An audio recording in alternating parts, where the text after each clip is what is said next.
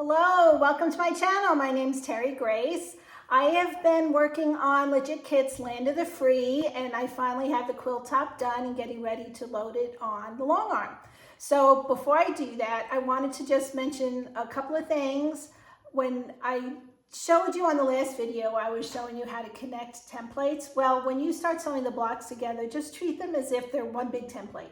It's the same methods, you put it together the same way. I do keep the paper in the whole entire quilt top until I finish, and then I start taking all the papers off, and then I press it and it's ready to go on the long arm. So I wanted to talk about removing the papers. So I like to use a flat-ended tweezer like this. Can you see that? And I take one side of the tweezer. If you're having problems separating the paper from the fabric, I wedge the one piece, the one half of the tweezer in between, and I just kind of slide it across. And it should separate okay. I mean, if your blocks have been sitting for a while, it might be a little harder, but you know, the glue is water-based. You could just dab a little water on there and it will rub the paper off. Shouldn't be a problem, but there are sections that are really tiny, especially around the head and the eyes, and you need to find those papers. They're going to be hidden underneath those press seams, and that's where the tweezer really comes in handy. So, and then I wanted to also show you how I auditioned my quilt designs that I'm choosing to do for this quilt. I did not want to do edge to edge. I really wanted to do custom quilting on this. So, but this particular quilt, I really needed to plan it ahead of time and figure out what I was going to do. So I'm going to show you the tools that I use to do that, to come up with my ideas and how I audition the designs. And these tools, this method you could use on any quilt. So let's get to the table and I'll show you. Legit Kit gives you several photos of the pattern, and one of the photos is the one without the grids here. And so what I do is I take sheet protectors and I put the photo in the sheet protector like this. The purpose of this, why I do this, is I put the picture in a sheet protector and then I get a permanent marker. And I like to use a fine Sharpie. Can you see that? And here's the tip. It's a permanent marker. And then I just start doodling on the sheet and I'm not wrecking the picture. Now you can see here, I did start to draw on the picture. I did that by mistake. Must have been a late night. I wasn't thinking. So anyway, and in this particular pattern, I chose to break it up in 3 sections: the sky, the bird, and the land with the mountains. So now once I doodle on it, I could take this out, and this is what I come up with. So I came up with this design. I'm going to use this design, but the reason why I broke them up into sections is I can audition. I did several different types of skies I was working on. So see, I could just lay it on top and I could see how it looks with the eagle, or do I want to do swirls? And you could just do this on and on. It's a great way to audition designs, and I chose to do it separate so that I can do this. I originally started doing the whole thing, but then I liked one part but not the other. But this way I could keep the section that I liked, and I could just keep on auditioning skies.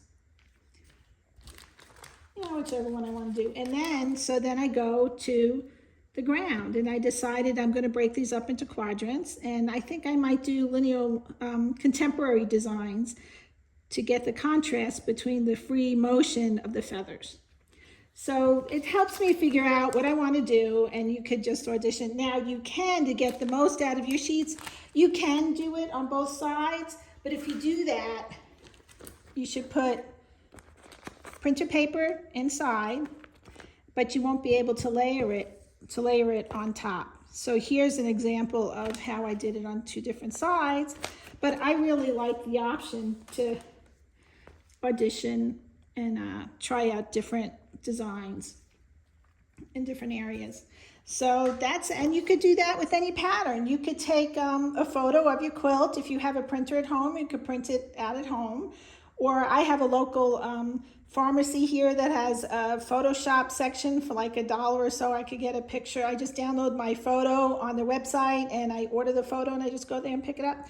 And then you could put it in these sheet protectors and just fool around and draw on the sheet protector and figure out what designs you like. So I hope you'll give this method with the sheet protectors a try on auditioning your quilt designs. If you have any comments or questions, I would love to hear from you. I will be posting more videos in the future. If you don't want to miss any of the videos, please subscribe. So I'm going to start quilting now and turn the music on. So I hope you enjoy. Thanks for watching. Have a great day.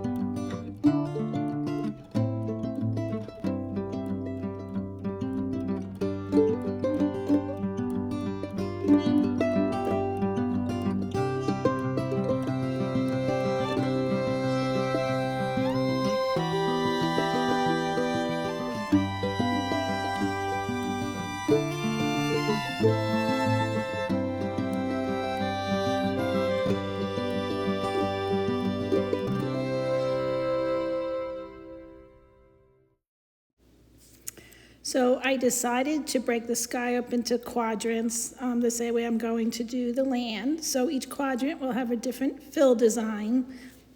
I'm going to, try for the sky to do mostly circles or swirlies, a little kind of wind motion look. And then for the land, I'll do more geometric straight line designs.